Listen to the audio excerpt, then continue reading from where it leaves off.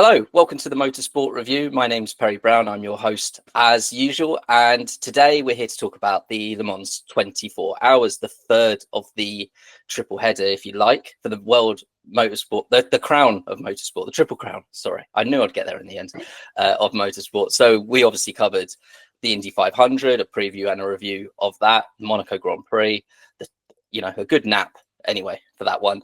But we're here to talk about Le Mans, and joining me today, I'm very glad to welcome to the show is Amber. Amber is proof that if you put on threads that I want to talk about a sport, then I will come and get you and I will bring you in and rope you in. So Amber, A, thank you very much for joining, and B, how are you? Yeah, thank you for having me. I'm so good. I'm a bit tired. Just came back from a weekend of DTM in Zandvoort.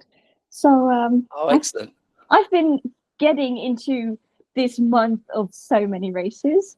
Yeah, I'm very glad to be here.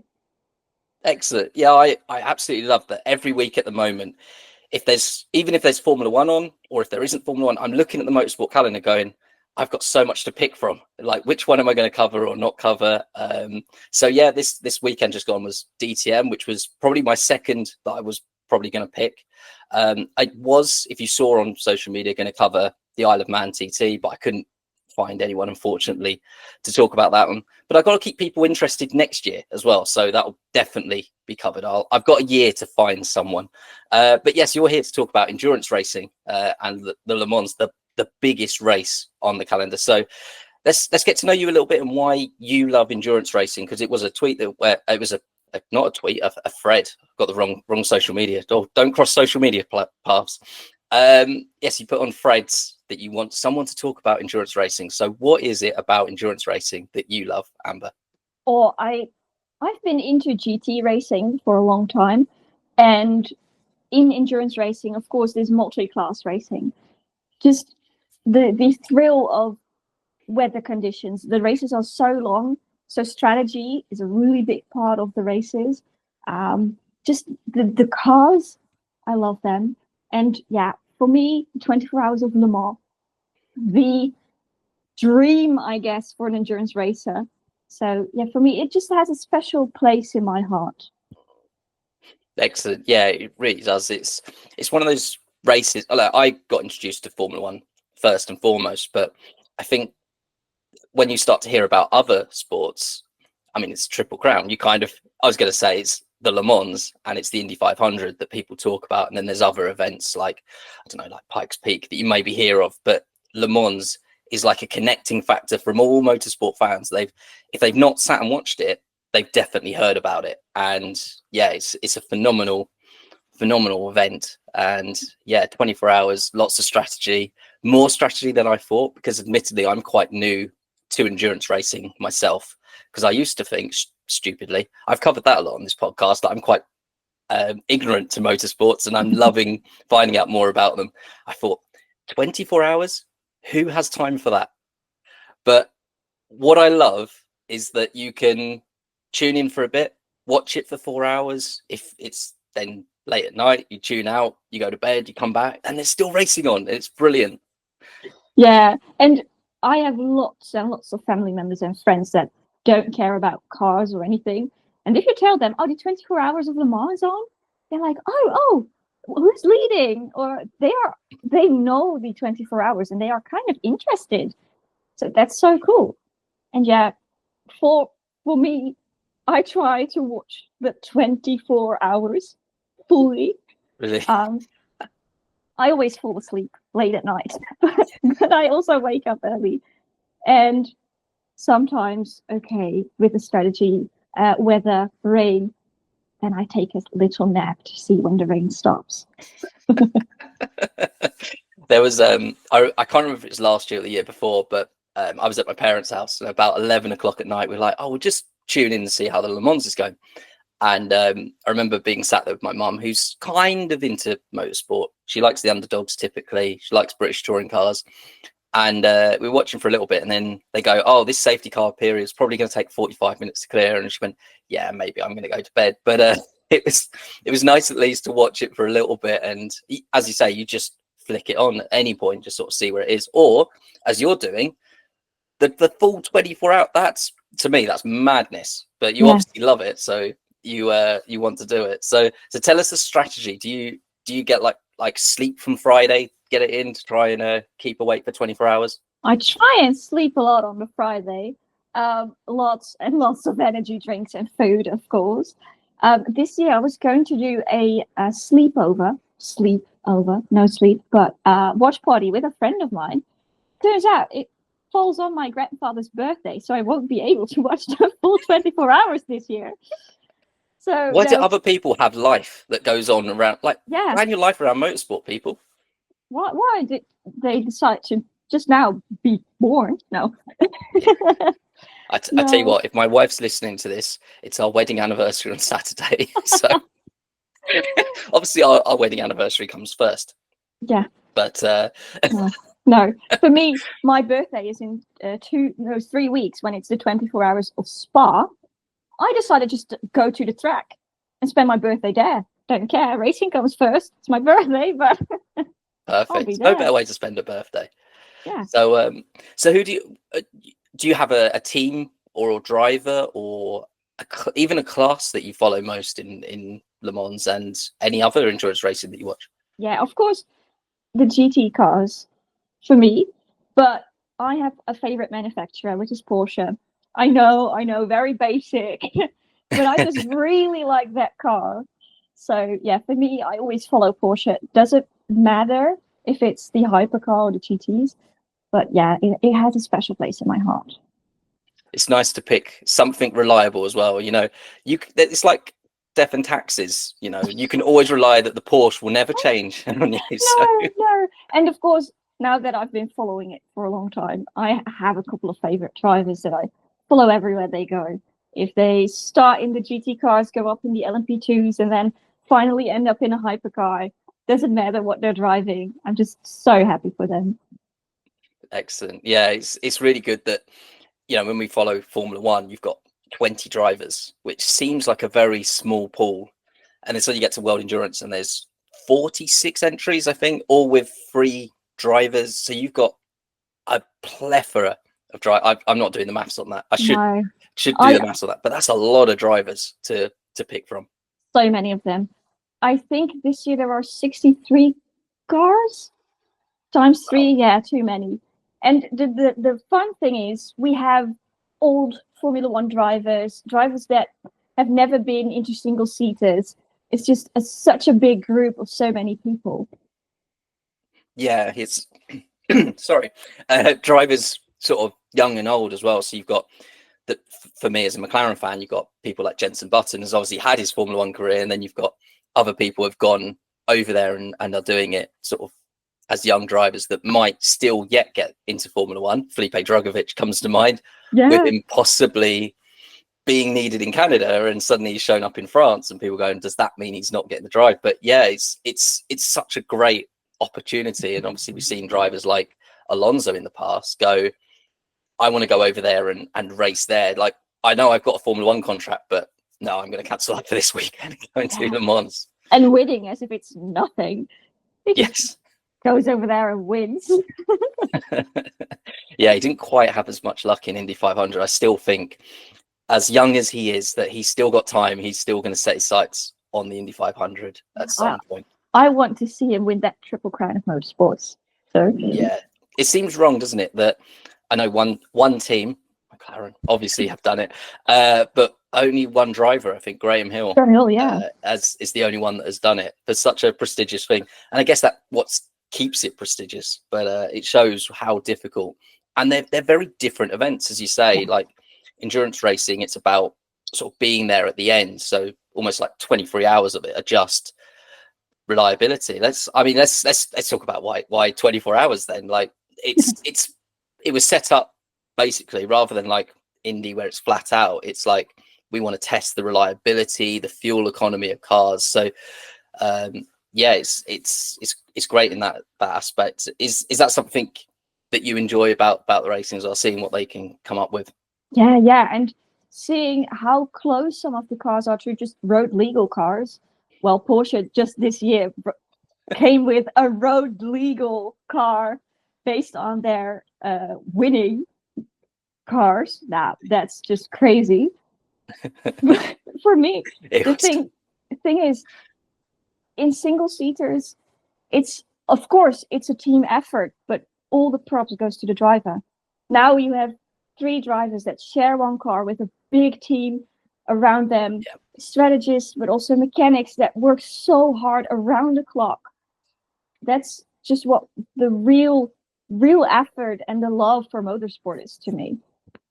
yeah, absolutely. It's phenomenal, isn't it? You see them all, absolutely. As in no uncertain terms, they give everything. Like Yeah, when they are in the garage, sort of laying out, you just know that person is just getting what little rest they can, because in a few hours again the car's going to be pitting, and they've just got to keep at it, keep at it, keep at it. Same with the drivers, that they'll drive, then they'll be debriefing whilst the race is still going, get a little bit of sleep, and then back in the car for another stint. It's yeah. it's quite a challenge. And before you know, someone crashes into you, or there's just one small mistake. And they even try to fix the cars, even if they know that they can't win anymore, just to finish it. That's Yes, just, that's really wanting to race, not only for the win, just how legendary finishing the 24 Hours of Le Mans is. absolutely. Yeah, it's something you put on the career, isn't it? Like on your CV. Like, I've done this wins, I've won this series, I've completed the Le Mans 24 hours. So Yeah, yeah, it's a great one to have on there. And yeah, one of the things I really love, and I think it was Audi that really took this a step further, was obviously they've got to change brakes and things like that. And as you say, an engine will blow, and a few years ago it'd be like, oh, it's a shame, after 6 hours our endurance race is over. yeah. Nowadays the engine blows and they're like, right, 6 minutes and the engine's out, and back in the race. We got a new one. And how modular the cars have become to allow Yeah, that is something else. Engineering wise, I think it is probably even above Formula One. yeah, yeah. And just they can be so good engineering wise, but if they want to make something, duct tape. Just put duct tape on the car. It drives. It's good. No need for more spare parts. We got the duct tape. Do you know what I love the most is when a car's completed Le Mans, whether it's won or come at the back of the field, and they sort of show it off in a museum or wherever, and it's still left as it was raced, and you see like the bits of dirt, the rubber, the tape, as you say, that's all over it, the dents, Yeah, the bruise. It's like a canvas. Like, it tells a story of a race, and I yeah. love that. I don't think any Le Mans car should ever be cleaned or repaired. No, it's the battle scars of the cars. They all tell the story of how that race went. Absolutely. So let's talk a little bit about Le Mans, and more specifically the championship, World Endurance Championship. So the championship's kind of a newer idea. It used to just sort of be this one big race that they did, and then they'd go quiet for 12 months and everyone would go and tinker in their garages for a year before they come back to it again. So the World Endurance Championship, is made up of 8 events, I think I've got down. So typically like 6 hours, 8-hour races, and then this is obviously their headline event. So you've already mentioned the Spa 6 hours, I think it is, that you're going to. So or been to. Sorry, it's already Yeah, happened. You went to. yeah. Sorry. So you followed the season so far. How is it going this year? This year, it's a bit like Max Verstappen last year in the Red Bull. Ferrari is so dominant. I Yeah, might be scared that we already know he's going to win. And Ferrari, of course, have been very dominant in the 24 Hours of Le Mans. The previous years, they have won the 2 years before. But now this season, they've won everything, and even double podiums, 1-2s. It's just, they are so dominant. It's just, we have to wait and see. Maybe hope for something to change, but and even yesterday in testing, there was already an AF Corsa going so fast. I'm scared. I do like that they have this balance of performance in World Yeah. Endurance. They're trying to rein them in. Has there been any change to the Ferrari, or are they still just waiting at the moment? No, the BIP, the balance of performance for the Le Mans, have been announced, but I didn't see any big changes for Ferrari, and neither for many other cars. For Spa, there were some changes, but they won again. So who's going to stop them? Not the balance of performance. Do you know when I feel like I recall years before there was this championship where, you know, you had to go out there and win every race. There were other events that they would do as kind of like a warm up. And I feel like I recall Sebring being one of them. Yeah.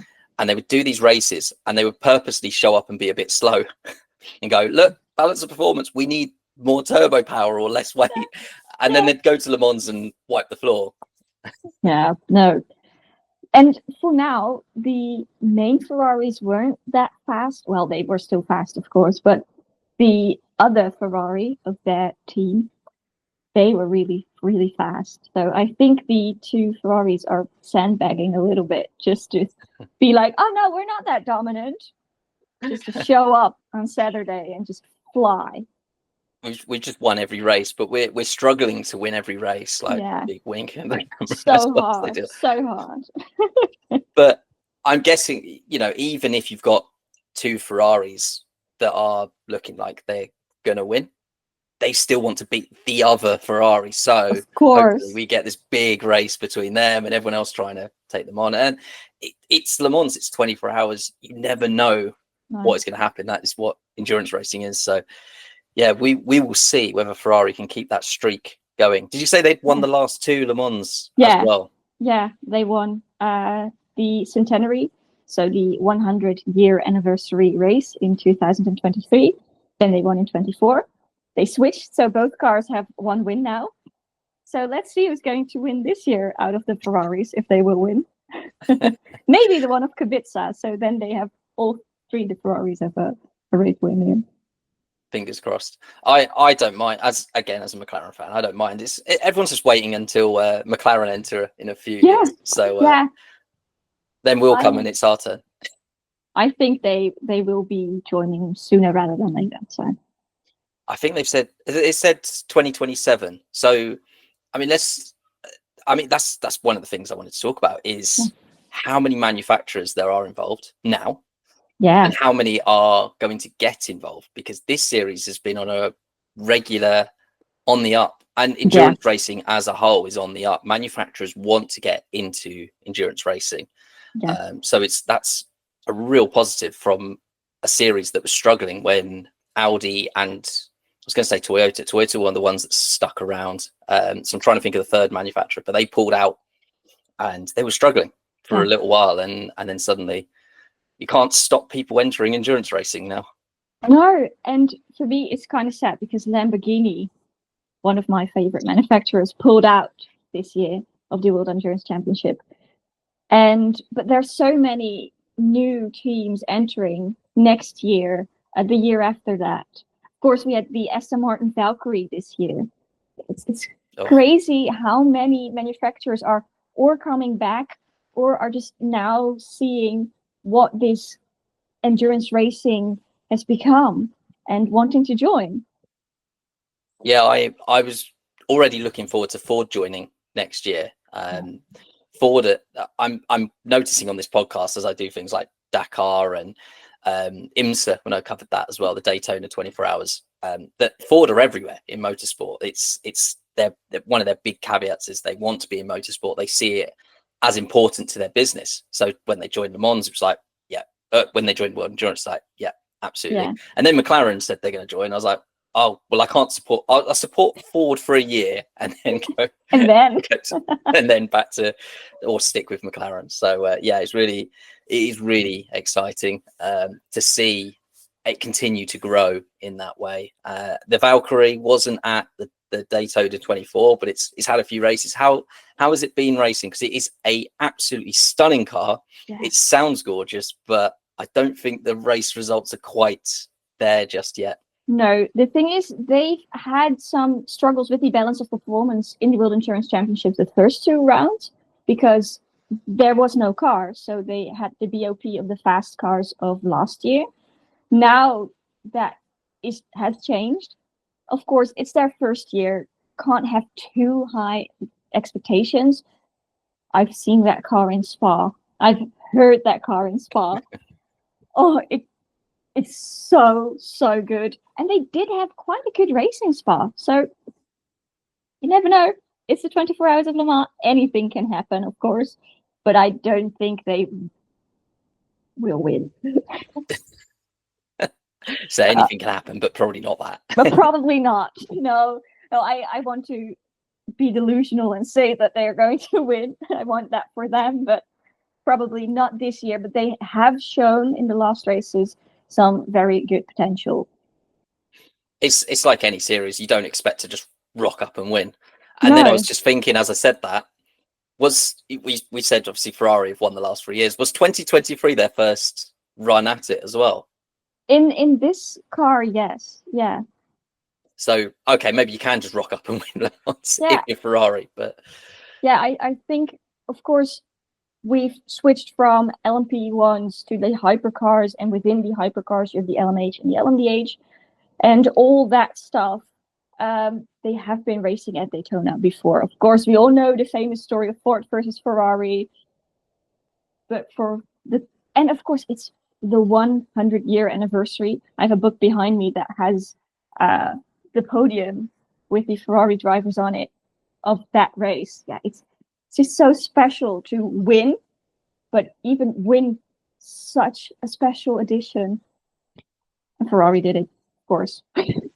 Yeah, it's typically I'm finding like in sports there's like big names, and like in motorsports there's none bigger than Ferrari. They've pretty much done everything except win the Triple Crown, which again I'll remind everyone that McLaren have done and they have not done. But anyway, who's by the counting? way, I'm wearing a McLaren hoodie, so excellent. And so this is kind of I've sort of surrounded myself with McLaren fans, and yeah, it's good. We're suddenly becoming more popular now. We've started winning races. I see a lot more Ferrari, McLaren shirts, hoodies, hats when I'm out and about, just walking down the street. You like see more hats. You go, oh, where were you? Where were you? But yeah, it's great. And yeah, so you're a McLaren in Formula One. Are you a McLaren fan then?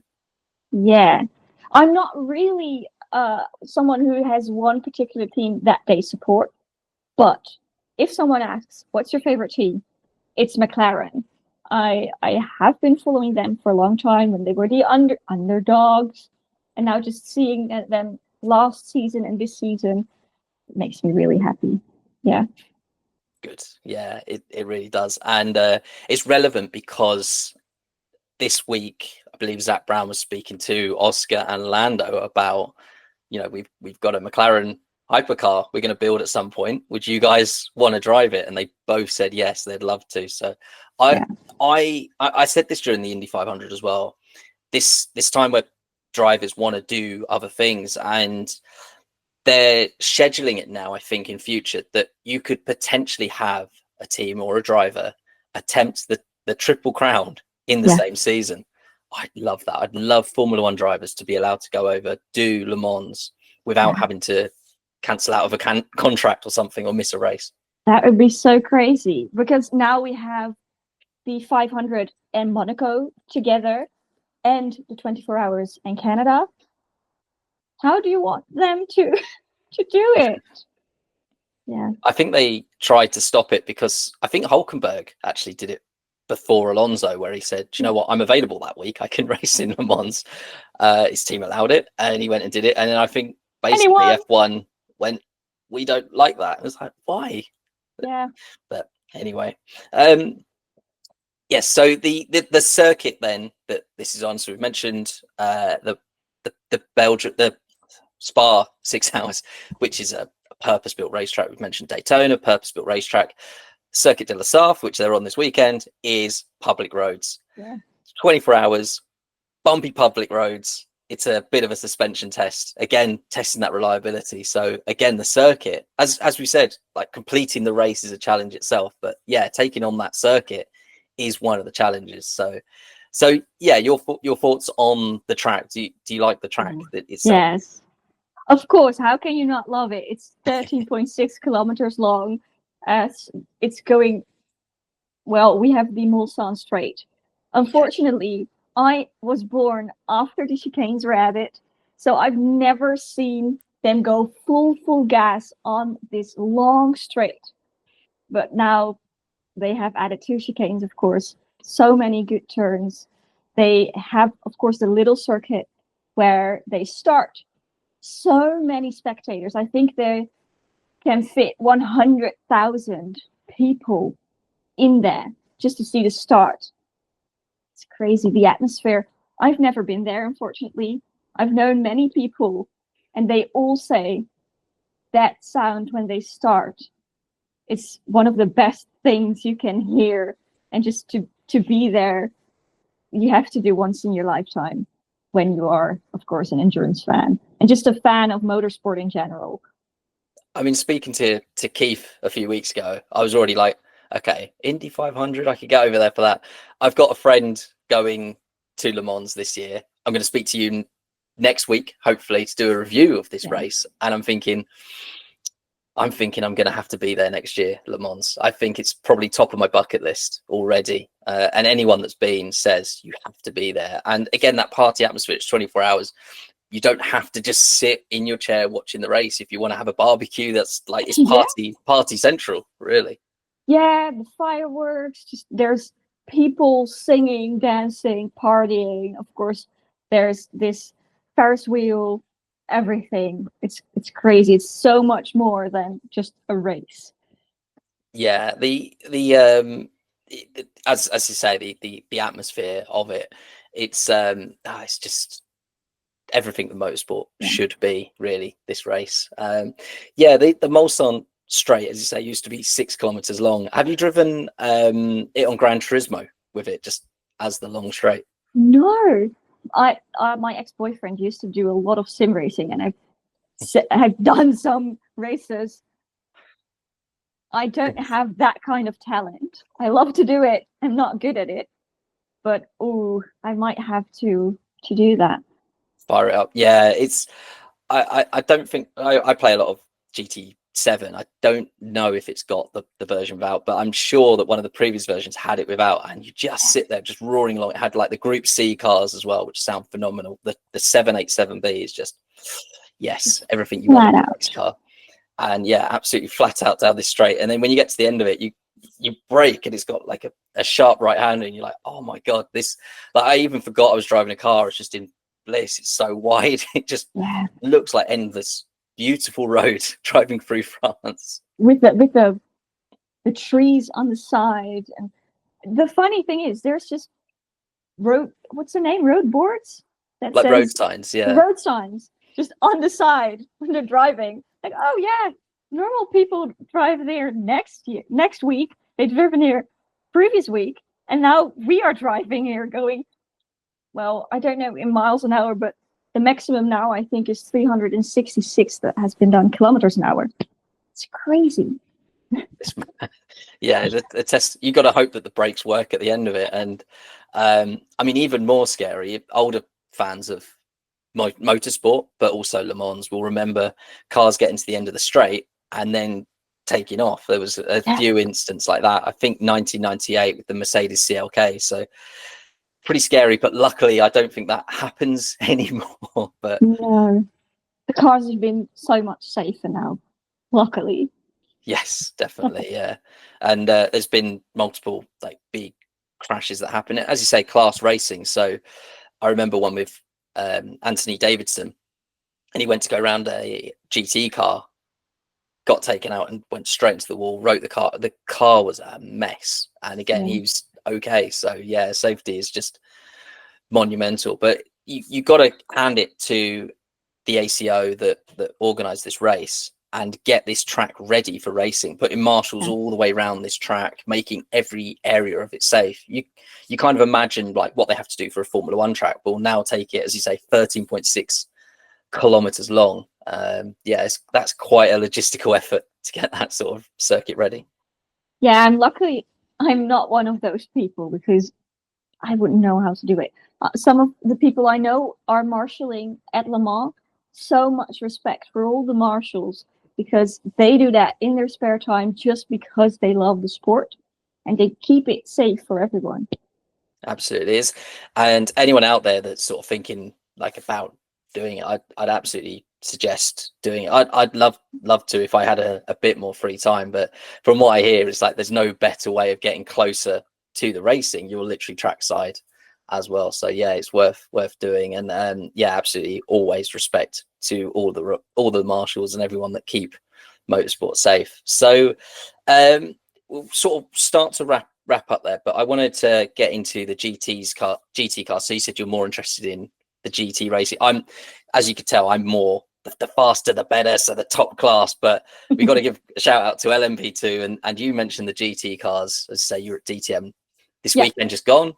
A lot of those cars, at least in different guises, will be racing. Porsches you're into, but where is their season at the moment? Because they look a lot closer at the moment. There's like a couple of teams, a couple of cars in that championship. They are really close. I think this year will be a good year for the Lexus. In Spa, they had pole position. Finn Gerzic drove that car like a madman.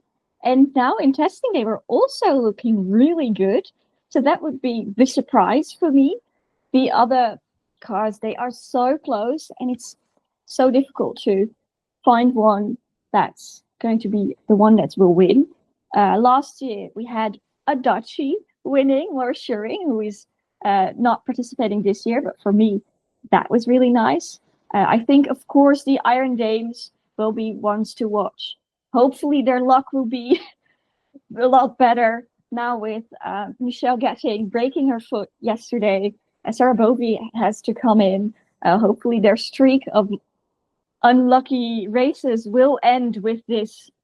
Of course, their sister team, the Mentai, Porsches, of course, wants to look.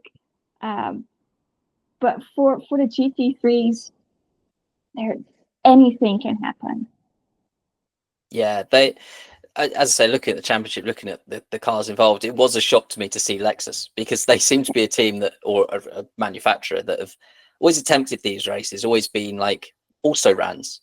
So to suddenly see them like popping up and going, oh, okay, no, they're actually now producing cars that actually can win races and things. So, you put Porsche, you put Ferrari, you put Chevrolet, these cars that have done Le Mans again and again and again and will always be there. But to have a Lexus amongst them is a bit like the cat amongst the pigeons. But if they go out there and win it.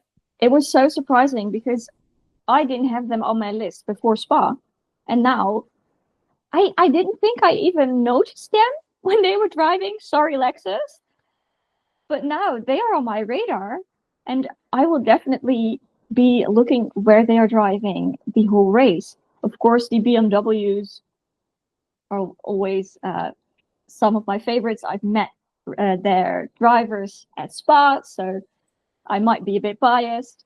What I find really interesting is that some of the drivers that normally, like in DTM, drive the GT3s, like René Rast, will be in the hypercar for BMW. So they even change the kind of cars that they're driving during the season.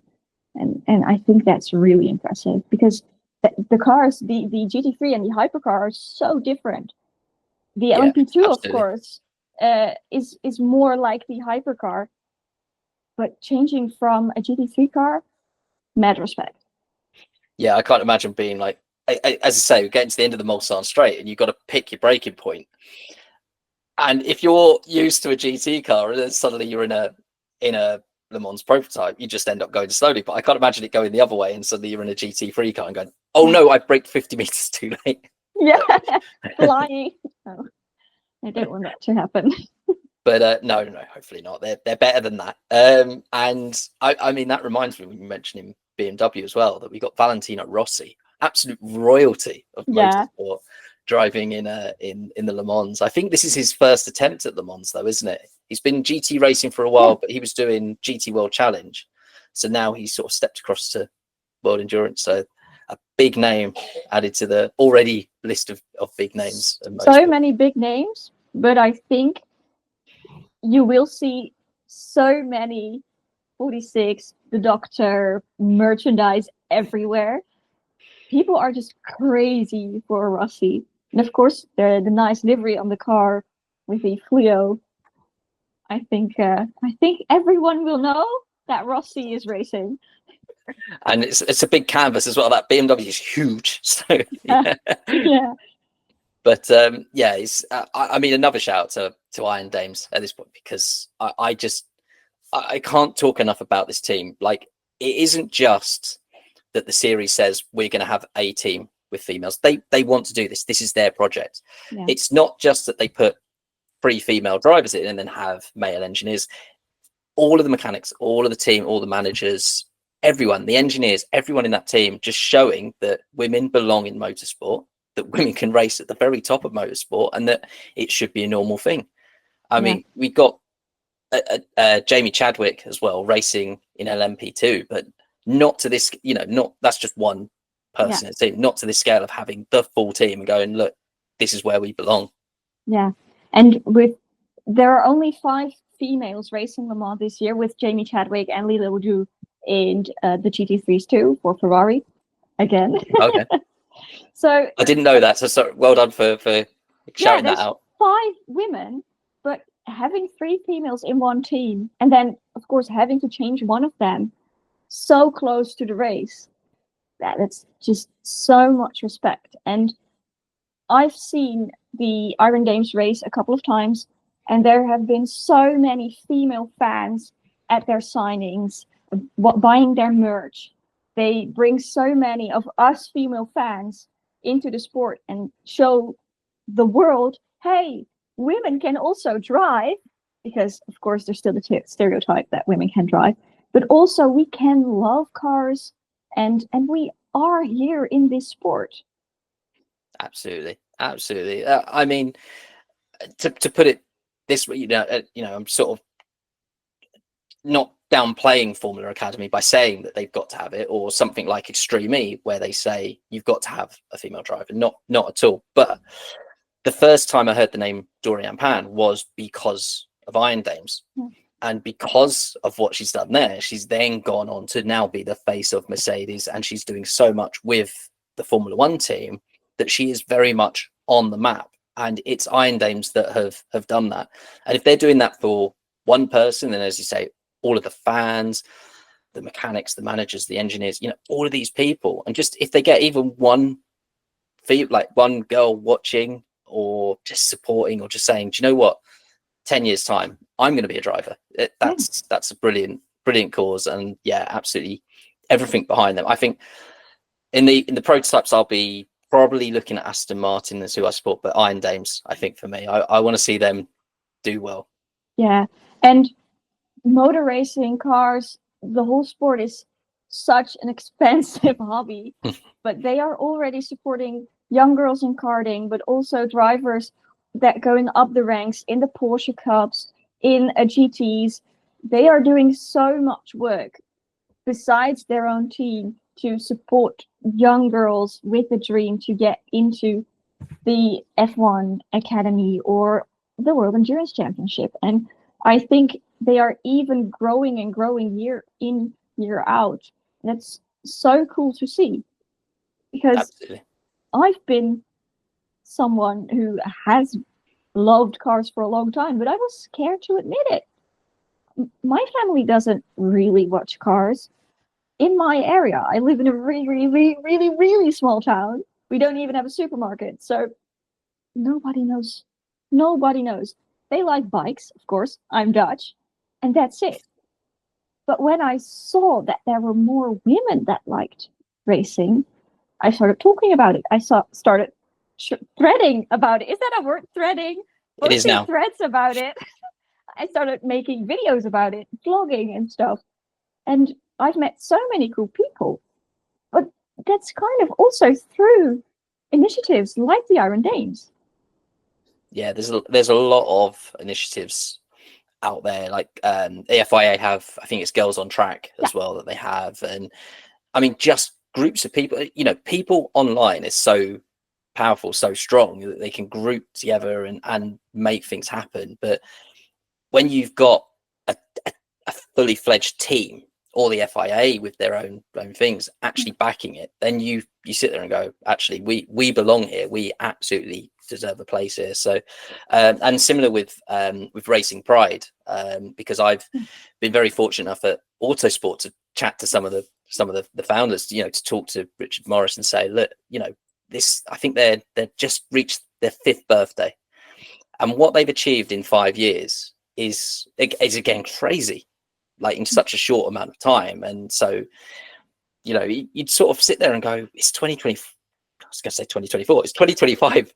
Of course, women belong in motorsport, but it's still a nut that they've got to crack. You know, it's still getting there, but it is slowly improving. So yeah, it's good to see it progressing nicely along. So well done for using your voice as well to spread the love of motorsport around and to say that women belong in motorsport. Yeah, thank you. Of course. I also like talking, so I always talk about the things I love. Yeah, it's very easy. You just set up your own pod. Do you know anyone can set up a podcast? A funny thing, I have 3 friends, and we are thinking of a endurance podcast. So there you go. There's me saying, do it. I'm your first subscriber as soon as you do. But you must. We'll wrap up there. But you must come back before you set that up. I want you back next week. We're going to talk about the Le Mans 24 Hours this time next week. Of course. We might even try and sort of dual wrap it up with the Canadian Grand Prix review as well. So we'll do like 2 recordings back to back, get you on and talk about that as well. But Amber, thank you so much for previewing the Le Mans 24 Hours with me. Where do people find you? You've spoken about Fred's, but Fred's Instagram. Are you on any other social media as well? I'm also on TikTok, Amber on the Grid. So you can follow me on there. I try and make my videos in English, but I am Dutch, so there might be a Dutch video or post here and there. We'll forgive you for that. It's fine. But yeah, I'll put all the links below to your TikTok as well. Look forward to hearing from you very soon. So as I say, thank you so much for joining me and talking about Le Mans. Yeah, and thank you for having me. No, it's been an absolute pleasure. Thank you for joining in. So for everyone listening, hopefully you have enjoyed this preview and you'll be checking out the Le Mans 24 Hours this weekend. But for now, this was the Motorsport Review. Thank you. Good night, good day, whatever it is, the time of day that it is. I never know how to end these shows. I've got to do something better than this. But for now, goodbye.